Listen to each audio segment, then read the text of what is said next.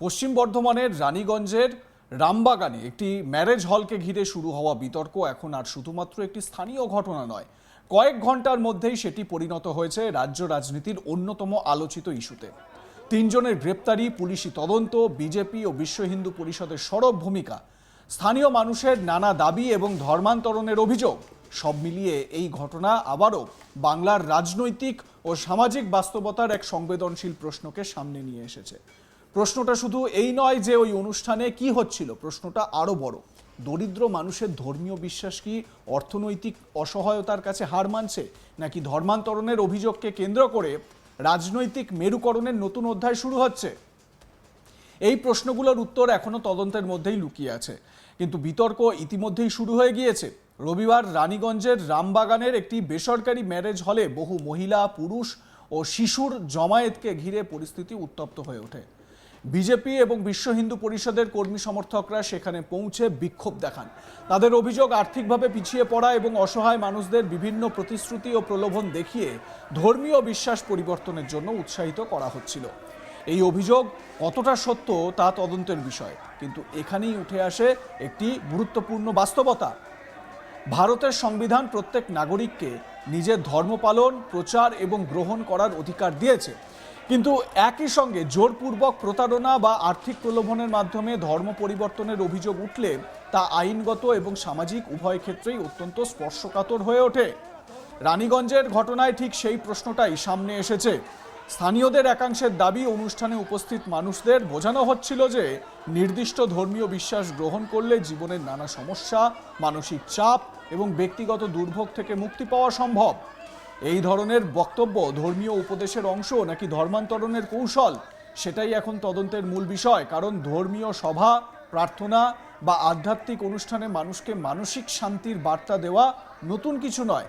দেশের প্রায় সব ধর্মীয় সম্প্রদায়ই তাদের বিশ্বাসের শ্রেষ্ঠত্ব তুলে ধরে, কিন্তু সেই প্রচারের সীমা কোথায় শেষ হয় এবং ধর্মান্তরণের অভিযোগ কোথা থেকে শুরু হয়, সেটাই সবসময় বিতর্কের কেন্দ্রবিন্দু, যেটা রানীগঞ্জে এই মুহূর্তে যে ছবি আমরা দেখাচ্ছি তাতেই প্রমাণ। একদম চলবে না এসব, বলে দিচ্ছি।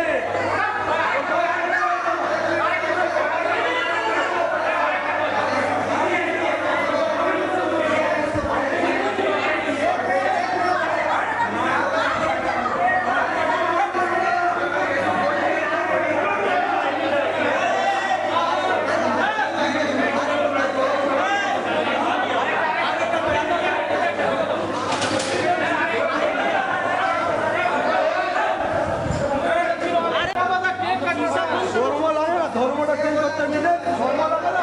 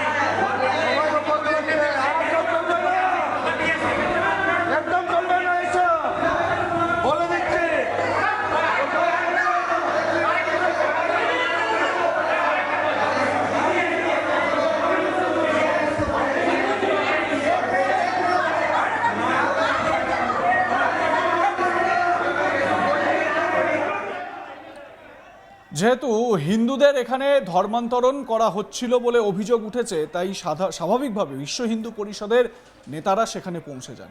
এরকমই শুভম রাউত নামে বিশ্ব হিন্দু পরিষদের এক নেতা, তিনি কি অভিযোগ করছেন শুনুন।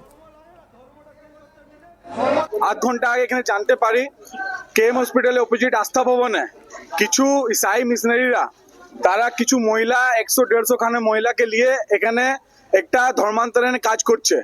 আমরা এই বিষয়টা জানতে পারি কোনো টোটোওয়ালা এখানে এসেছিল ভাড়াতে ছাড়তে। যখন ও দেখে জিনিসটা দেখে ওদের একটা অদ্ভুত আলাদা ফিলিংস হয়, সেই জিনিস নিয়ে ওরা যখন বলতে যায় তখন বলে এখানে তোমাদের কোনো কাজ নেই, তোমরা এখান থেকে বেরো। তারপর যখন আমি জানি, আমি আমাদের এখানে রাজবাড়ির ছেলেরা আছে যারা বিএচপির, তাদেরকে পাঠায়, তারা ঢুকে, তারা জিজ্ঞেস করে এখানে কি হচ্ছে, বলছে আমাদের অনুষ্ঠান হচ্ছে। বলে, কি অনুষ্ঠান? বলছে আমাদের খ্রিস্টান। বলে, কি অনুষ্ঠানটা কি? আজ তো কোনো স্পেশাল ডে নেই, না ক্রিসমাস আছে, না নিউ ইয়ার আছে, বা আরো কোনো আজকের দিন তো কি? বলছে আজকে আমাদের এখানে ফাদার্স ডে প্রোগ্রাম। আমরা ফাদার্স ডে বলতে তো এরকম দেখা যাচ্ছে না, কোনো ফাদার্স নেই। তার মধ্যে একজন যে ছিল বলছে আপনি কে? বলছে রবি গোপ। তো বলছে আপনি কে? বলে আমি হিন্দু। বলে হিন্দু বলে কি হয়? হিন্দু কে আছে? হিন্দুর নাম কি আছে? হিন্দুর অস্তিত্ব কি আছে? তারপরে আমরা আস্তে আস্তে বুঝতে পাই কি ওখানে প্রত্যেকটা মহিলার হাতে একটা একটা করে লিফলেট, যার মধ্যে বাইবেল দেওয়া আছে। আর মানে ধর্ম পরিবর্তে, মানে হিন্দু ধর্ম ছেড়ে তুমি যদি মিশনারি হও তার কি লাভ হয়, সেই বিষয়গুলো নানা রকম একটা লিফলেটে কাগজে লেখা ছিল। বিভিন্ন রকম আমরা দস্তাবেজ পেয়েছি, সেটা আমাদের পাঞ্জাবি মোড় আইসি কে দেওয়া হয়েছে, তাকে হাতে তোলা। আর এখানে খালি ছেলে না, বলতে গেলে অনেক 20-25টা মহিলা, যারা এই মহিলাদেরকে বিভিন্ন ক্ষেত্র থেকে এসে আজ এখানে এই আস্থা ভবনে প্রোগ্রাম করছে।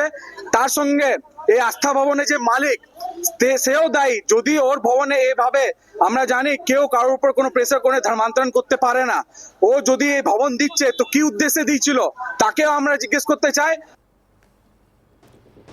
পুলিশ ইতিমধ্যেই 3 জনকে গ্রেপ্তার করেছে এবং আদালতের কাছে পুলিশি হেফাজতের আবেদন করেছে। এই পদক্ষেপ ইঙ্গিত করছে যে তদন্তকারীরা ঘটনাটিকে গুরুত্ব সহকারে দেখছেন। তবে এখানেই রাজনীতির প্রবেশ। ঘটনার খবর সামনে আসতেই বিজেপি নেতারা সরব হন। বিজেপি নেতা আনন্দ সাউ অভিযোগ করেন, দরিদ্র অসহায় মানুষের অর্থ এবং অন্যান্য সুবিধার প্রলোভন দেখানো হচ্ছিল মানুষকে। বিজেপি নেতা বিজয় ওঝাও নিরপেক্ষ তদন্তের দাবি জানিয়েছেন। বিশ্ব হিন্দু পরিষদের পক্ষ থেকেও একই ধরনের অভিযোগ করা হয়েছে। তাদের বক্তব্য, সমাজের আর্থিক ও সামাজিকভাবে পিছিয়ে পড়া অংশকে লক্ষ্য করেই এই ধরনের কার্যকলাপ চালানো হচ্ছিল। এই অভিযোগগুলি এখন তদন্তাধীন, কিন্তু রাজনৈতিক বিশ্লেষকদের মতে বিষয়টি শুধুমাত্র একটি ফৌজদারি তদন্তের মধ্যে সীমাবদ্ধ থাকবে না। আনন্দ সাউ বিজেপি নেতা কি বলছেন শুনুন। আর রানীগঞ্জ আছে, আর রানীগঞ্জে এরকম যদি কেউ ক্ষমতা দেখায় আর এরকম যদি কাজ কেউ করে, ওদেরকে একদমই ছাড় পাবে না। এই ভবনের মালিক, এই ভবনের ম্যানেজার, ওকে ইমিডিয়েট অ্যারেস্ট করতে হবে। 4 বার করে যদি এই ভবনে এরকম কাজ হচ্ছে, ওরা কি সাহসে এত বড় ওদের জায়গা দিয়েছে? ওরা যদি সম্মিলিত আছে, ওদের এখন ব্যবস্থা করে নেওয়া হবে। আর যেগুলো ধরা পড়েছে ওরা আমরা এমনি ছাড়বো না।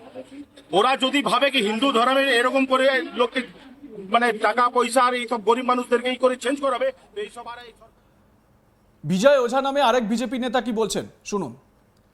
আমাদের পঞ্চায়েতের 60 জন ওরা ছিল।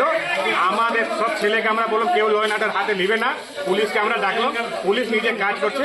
আমাদের দাবি আছে যত লোকের মধ্যে আছে সবাইকে অ্যারেস্ট করা হোক, আর এই ভবনকে ইমিডিয়েটলি বন্ধ করা যায়। যত তদন্ত হচ্ছে না, তাহলে ভবন সিজ থাকবে। এই ভবনটাকে পুলিশকে আমরা বললাম যে আপনি এটা ভবনকে ইমিডিয়েট তালা দেন। এটা কি গোপনীয় ভাবে চলছিল নাকি? হ্যাঁ, এটা গোপনীয় ভাবে চলছে। এখানে যে বুকিং ছিল, কি মালিক জানে না কি কাজের জন্য দিয়ে যায়? প্রত্যেক প্রোগ্রাম জন্য একটা শিডিউল থাকে, কি কার্যক্রম জন্য কার্যক্রম দিয়ে যায়। এটা ওরা কি জানতো না কি প্রোগ্রাম ছিল? যদি জানে না তো ওরা কি কোনো ইলিগাল কাজ জন্য কোনো সম্পত্তি দিতে পারে? এটা নিয়ে তদন্ত। দেখতে থাকুন আজ তাক বাংলা, সাবস্ক্রাইব করুন ইউটিউব চ্যানেলটি।